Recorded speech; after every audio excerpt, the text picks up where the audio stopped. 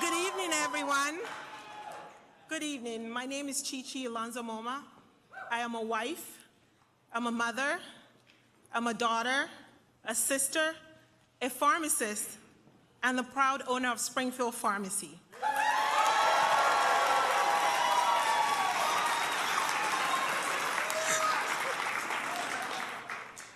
A small business located right here in Delaware County since 2012. I am an active member of Delco community and passionate about advocating for the best healthcare possible for the patients of Delaware County. We are Delco strong, right?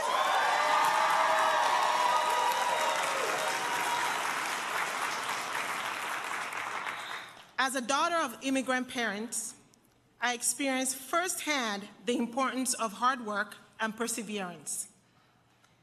Through this, I was inspired to become a doctor of pharmacy and a business owner. I was inspired by the American dream. Now, I have a mission to contribute to this country by advocating for my patients.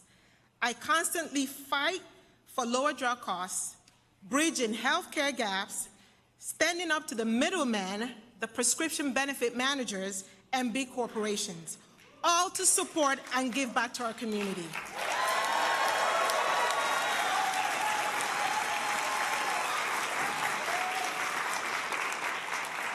Over the past years, I have seen countless patients struggle to pay for basic medications like insulin and vaccines, but we have an ally in President Joe Biden.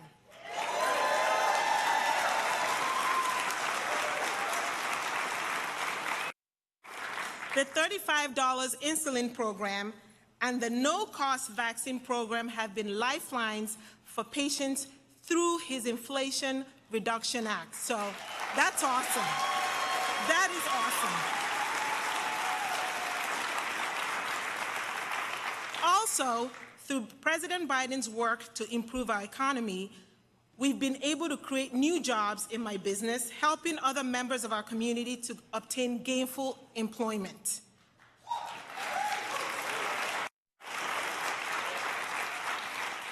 I am grateful for everything this administration is doing to tackle healthcare costs, help small businesses, help minority business owners like myself, and I look forward to re-electing President Biden to finish the job.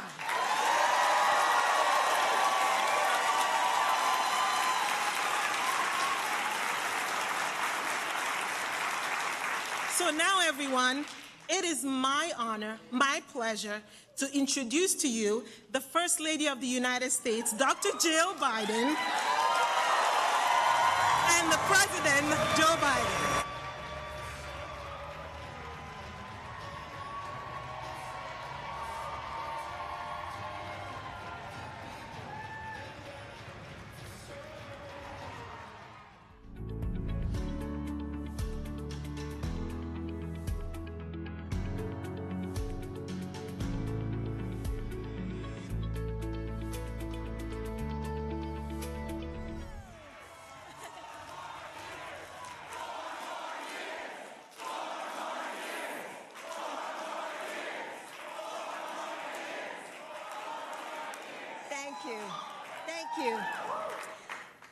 Thank you, Dr. Moma, for that introduction and for sharing your story with us. So, did you all see Joe last night?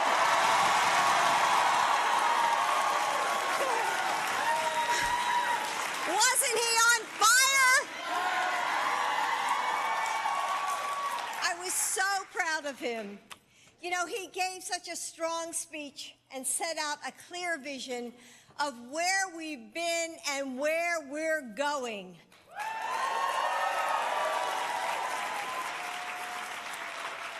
So it's great to be home. As most of you know, I'm a Philly girl. So I grew up in Willow Grove, just north of the city. And probably like most of you, I spent my summers watching the Phillies with my dad. And of course, in the fall, we were always watching football and the Eagles. Yes. And speaking of the Eagles, Eagles. Can we give Jason Kelsey a round of applause?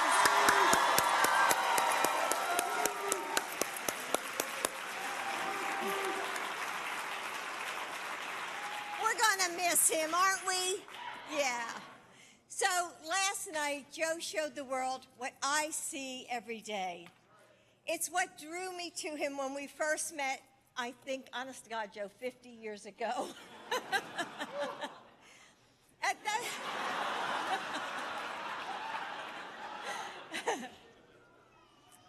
At that time, he was a heartbroken father who had endured unspeakable tragedy, but he was, keeping it together for our family. The senator who put one foot in front of the other because he knew his constituents were counting on him. The man who placed his faith in a power greater than himself, because when you go through that type of pain, there's no choice but to recognize your powerlessness in the face of God's providence. Joe rebuilt our family with compassion, love, and strength. And as your president, he's rebuilt our nation with that same character.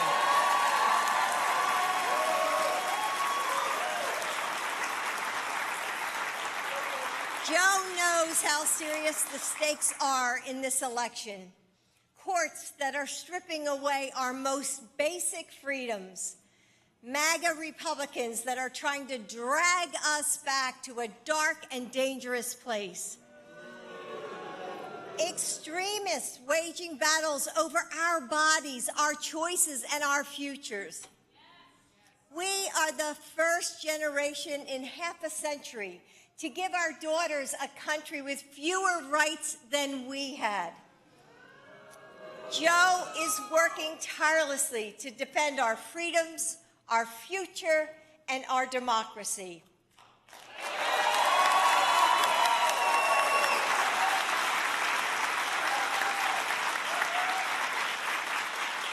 I wouldn't wish the tragic events of the last several months on any American president.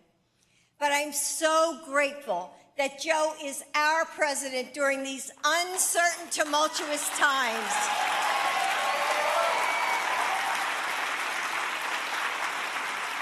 He isn't just the right person for this job. He is the only person for this job. Joe wakes up every morning thinking about how he can make the lives of Americans better. Donald Trump wakes up every morning caring about one person, and one person only, himself. He tears people down and pits us against one another. He mocks women's bodies and devalues our existence. And here's the one thing that really gets my Philly up. As the daughter of a World War II veteran, Navy veteran, and the mother of an Army soldier, Donald Trump insults our veterans and disparages those who died in war, calling them losers and suckers. How dare he? Donald Trump is dangerous to women and to our families and to our country. And we can't let him win.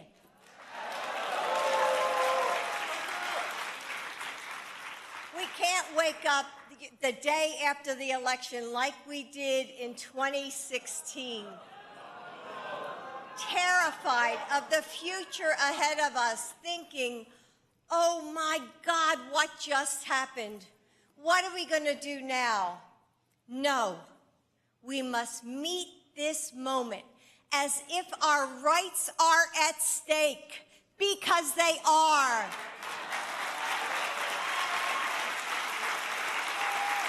As if our democracy is on the line, because it is. We must re-elect Joe Biden and Kamala Harris.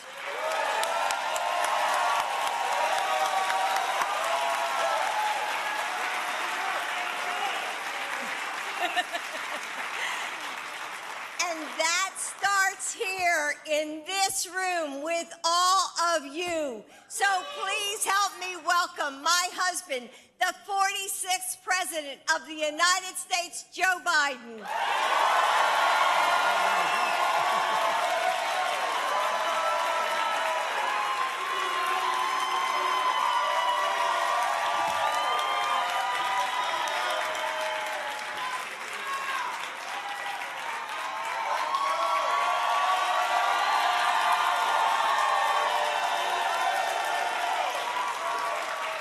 I think I should go home now.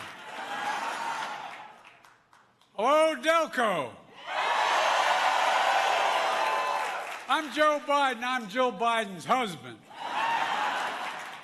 And thanks to the elected officials here today, including someone I keep telling her I think we're related. Our families come from the same county in Ireland. Representative Scanlon, where is she? There you are. You're doing a hell of a job representing this district.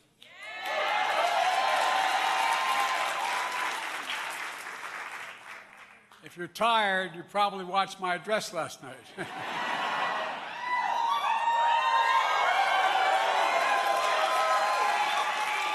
I got my usual warm reception from Congressman Marjorie Taylor Greene. In my address, I spoke about how far we've come since we took office.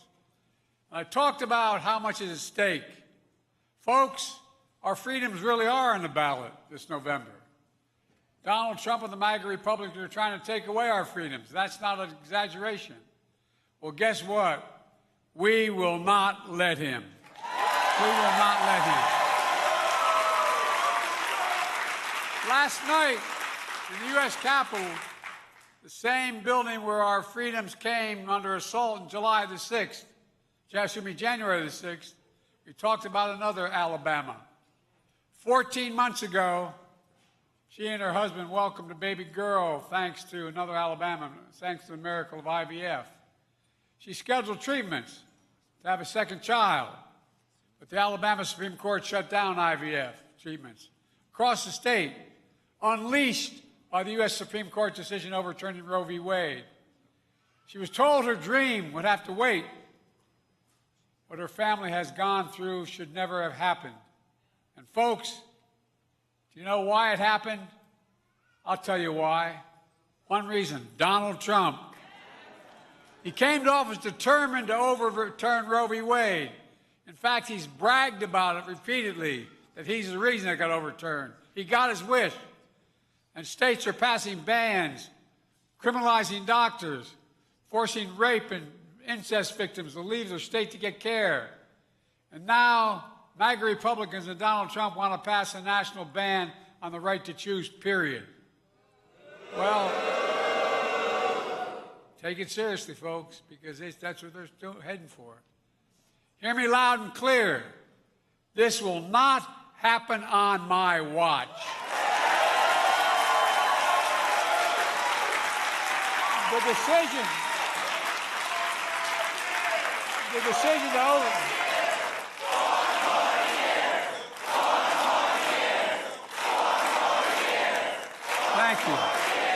The decision to overturn Roe v. Wade, the Supreme Court majority wrote, women are not without electoral power or political power. Clearly, these bragging Anyway, those bragging about overturning Roe v. Wade have no clue about the power of women in America. No clue. They found out when reproductive freedom was on the ballot in 2022 and 2023, and they'll find out again in 2024. And I mean this from the bottom of my heart when I say I thank Vice President Harris for leading on this issue and so many others. You know, in Pennsylvania, I have a message for you. Send me to Congress so that I can support this right, and I promise you, if we take back Congress, we will restore Roe v. Wade as the law of the land.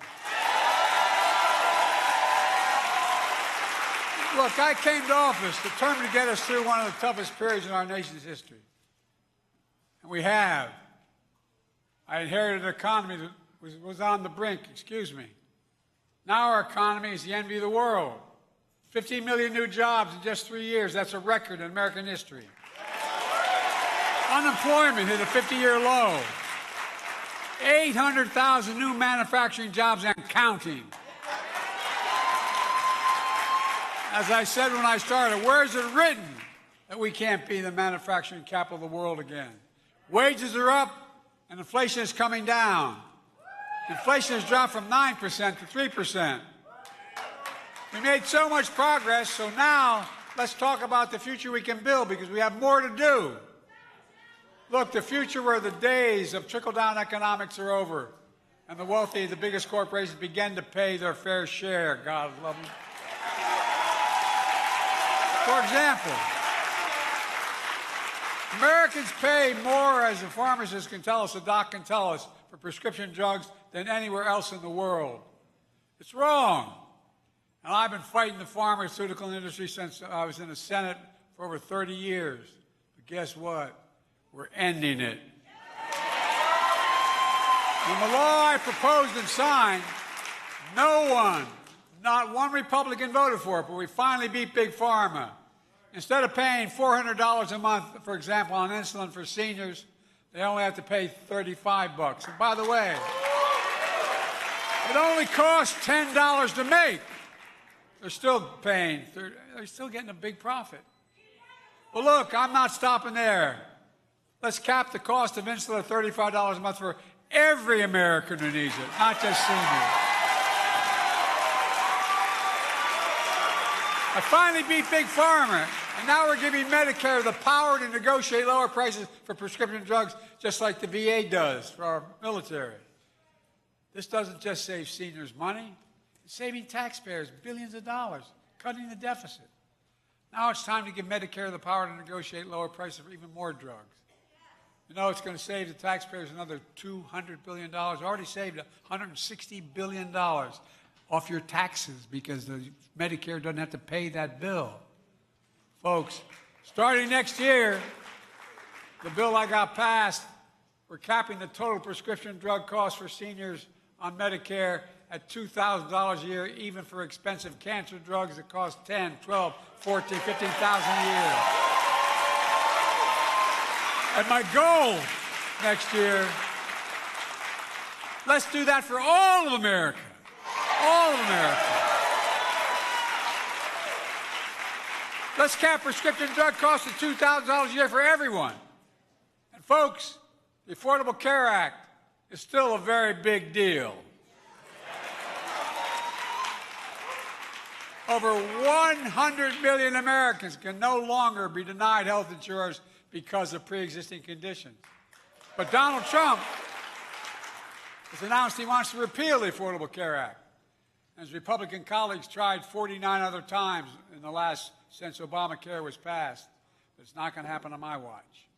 Look, I'm also working to bring down the cost of housing. I'm proposing an annual tax credit that will give Americans $400 a month over the next 2 years to put toward their mortgage if they are buying for the first home or if, in fact, they're moving to a larger place because they're afraid they're going to lose the mortgage rate they have. But guess what? I can't guarantee it, but I bet you those rates come down more because I bet you that little outfit that sets interest rates is going to come down. It's going to come down. And folks, we're cracking down on big landlords who break antitrust laws by price fixing and driving up rents. Now Congress needs to pass my plan to build and renovate 2 million affordable homes and apartments and bring those rents down.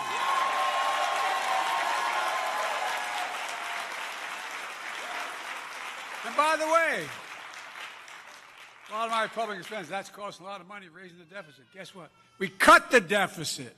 It cut the deficit. $1 trillion. The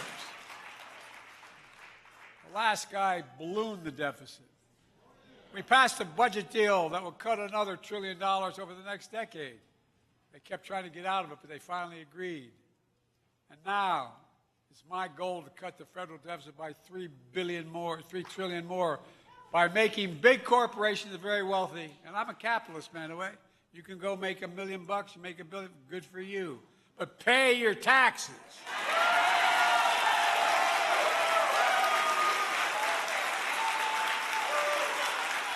We have 1,000 billionaires in America. 1,000. Guess how much what their tax rate is? 8.3%. Anybody want to change the tax rate with them? I'm just think about that. 8.3%. Billionaire. Donald Trump, you sure in hell do. Look, Donald Trump enacted a $2 trillion tax cut when he was president, overwhelmingly benefiting the very wealthy, and exploded the federal deficit, exploded it. We cut the deficit, and we added more to the national debt than any president in his term in all of history, and under Donald Trump. These guys talk about, Too many corporations raise their prices and pad their profits, charging you more and more for less and less. That's why we're cracking down on corporations engaged in price gouging and deceptive pricing. Looks like companies that you wouldn't notice, they thought you wouldn't notice, but you know, if you're they give you the same size bag of potato chips with about 20% fewer potato chips in it. No, by the way, that's not a joke. Some of you may have seen there was a TV thing on how Snickers bars, same exact price, with don't hold me to the exact number, but like 20% less bar. No, I'm serious. Congress needs to sign Bobby Casey's bill to stop shrinkflation. Stop it. These are a family I grew up in. These are kitchen table issues. I'm also getting junk fees for those hidden fees added at the end of your bills without your knowledge. My administration just announced we're cutting credit card late fees from $32 to $8. And by the way, I'm not being arbitrary. The law says they can charge for late fee what it costs them to collect it. It does not cost anywhere near $32, but they make over time, over that period, billions of dollars.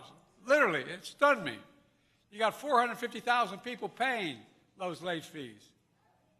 And they charge, they end up paying over $2 billion. The banks and credit card companies don't like it. Why? I'm saving American families $20 billion a year with those junk fees by eliminating them. $20 billion. And by the way, I grew up in Scranton and Claymont, Delaware. They're the two places I grew up.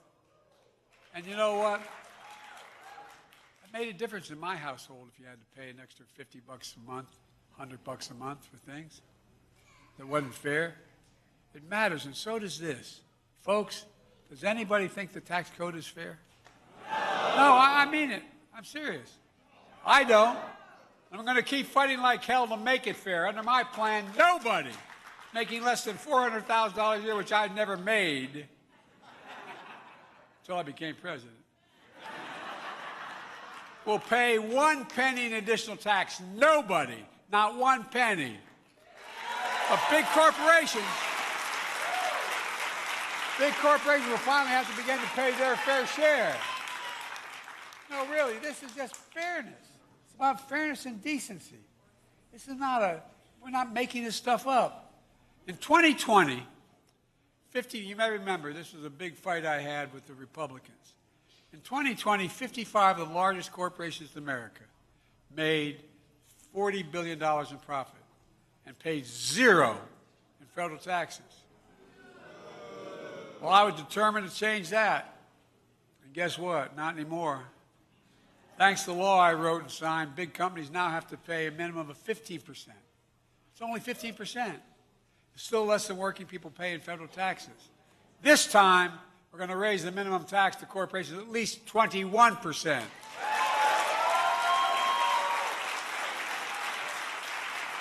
And so every billion-dollar corporation finally begins to pay their fair share. Look, I want to end tax breaks for big pharma, big oil, corporate jets, massive executive pay that gets deducted. Look, as I said, there are 1,000 billionaires in America, and their federal tax rate is 8.2%. I said 3 before. That's far less than the vast majority of you pay. No billionaire should pay a lower tax than a teacher, a sanitation worker, a nurse.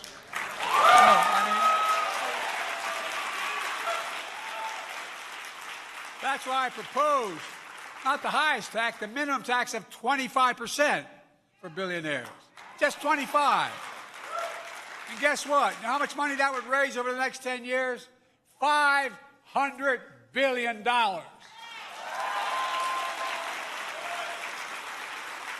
imagine what that could do for America and for our future. It could cut the deficit. It could provide for child care. I mean, there's so much that we need to do and not raise the deficit. Let's invest in, and let's continue to invest in the future by confronting the climate crisis, not denying it. I don't know. Since I've been president, I've gone with all the folks from my administration. I've flown over those wildfires out west and in the northwest and the southwest. I've literally in a helicopter, all of them. And guess what? It's burned down more timber, more housing than comprises the entire state of Maryland. We're taking the most significant action on climate ever in the history of the world. They said I couldn't get it passed. We got $369 billion passed for climate change. And still cut the deficit. And America's safer today than I took office. The year before I took office, murder rates went up to 30% nationwide, the biggest increase in American history under the last guy. And now, through the American Rescue Plan, which every Republican voted against, I might add, I've made the largest investment in public safety ever. Last year, murder rates saw the sharpest decrease in history. Violent crime fell to one of the lowest levels in more than 50 years. I'm ramping up federal enforcement for the Violence Against Women Act, which I proudly wrote, so we can finally end the scourge of violence against women.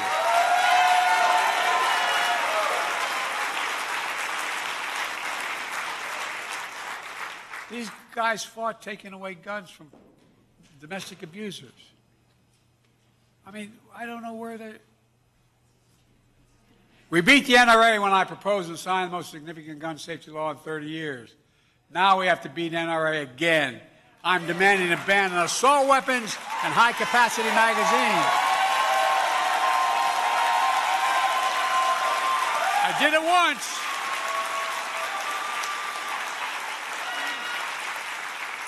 And pass universal background checks.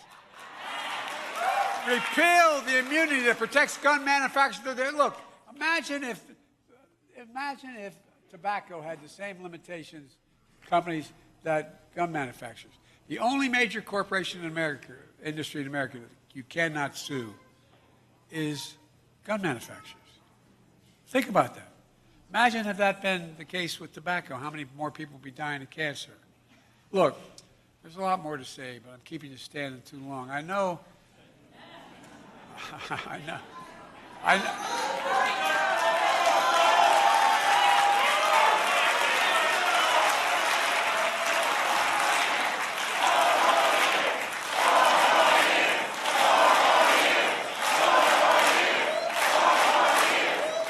Look, I was watching on television last night about 2 in the morning after we got back to the house. The White House. Still hard to think of it as home. I had the TV on, and there was a Fox News commentator saying, you know, Biden is changing from trickle-down economics to build from the middle out and the bottom up. It's going to ruin America. Ruin America. We have the strongest economy in the world right now. Like I said, and I mean this sincerely, and I believed it my whole career, finally got it done. If we focus on the middle class, first of all, First of all, they're the heart, soul, and sinew of the country. If you focus on them and give them an even chance, the poor have a way up, and the wealthy still do very, very well. Still do very well. As I said, I'm a capitalist. But capitalism, when it turns to engaged in non-competition, it ends up being just stealing. Let me close with this. I know you're thinking that I couldn't have been around very long. When you get to be my age, certain things become clearer than ever before. I know the American story. I've seen it again and again in contests between competing forces, the battle for the soul of this nation. Some of you may remember when I ran in 2020, I got criticized by the press for saying I was running for 3 reasons. 1, to restore the soul of America. 2, to build the middle class so we can begin to grow again and everybody have an even chance. And 3, to unite the country. They're still my goals. They're still my goals. Well, thank you.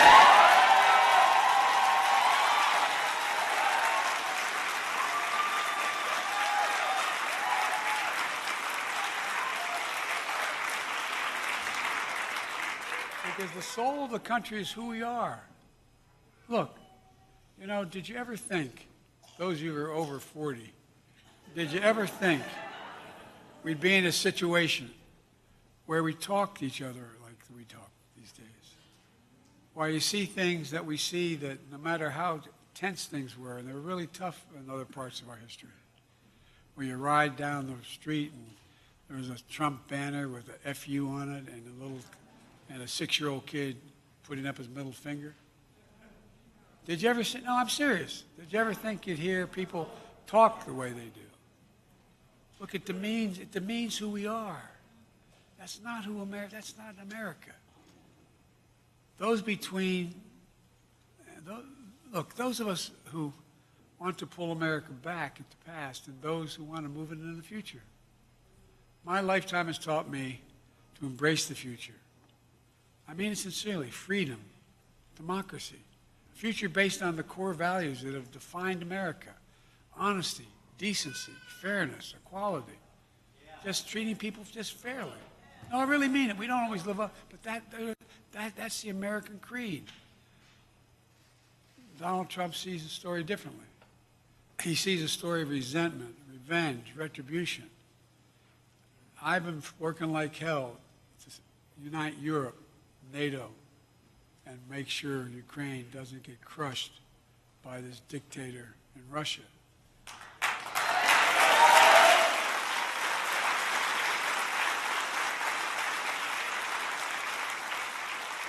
But you know, the fact is that you have a president who literally is invited Putin to do what it wants, do what the hell it wants if it could come into Ukraine. He thinks Putin is a strong, basically he's a decent guy.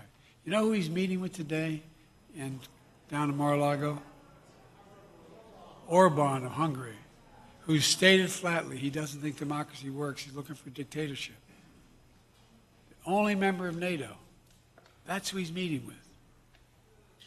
I see a future where we defend democracy, not diminish it. I see a future where we defend our freedoms, not take them away. I see a future where the middle class has a fair shot and the wealthy pay their fair share. And I see a future where the planet move from the climate crisis in our country away from the gun violence that we have so much of. I see a future where America remains the beacon of the world. I've been doing foreign policy since I was a kid in the Senate. I was chairman of the Foreign Relations Committee. And I've gone now, I spent over almost 200 hours with the leaders of Europe, the heads of state. I know them all. I've known them well. And guess what? You know what every one of them says to me, virtually except Orban? I'm serious. As we leave these meetings, well, indirectly, they grab my arm and they pull me aside. I'm serious. They pull me aside and say, you've got to, he can't win again. because my democracy, meaning their country, my democracy is at stake. My democracy is at stake.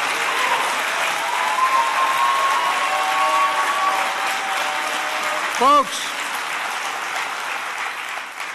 above all, I see a country for all Americans, a future for all of Americans, a presidency for all of Americans. Because I believe in America, I believe in you, the American people. We just have to remember who in hell we are. We are the United States of America. And there's nothing beyond our capacity if we do it together. Thank you for taking the time to be here. Thank you.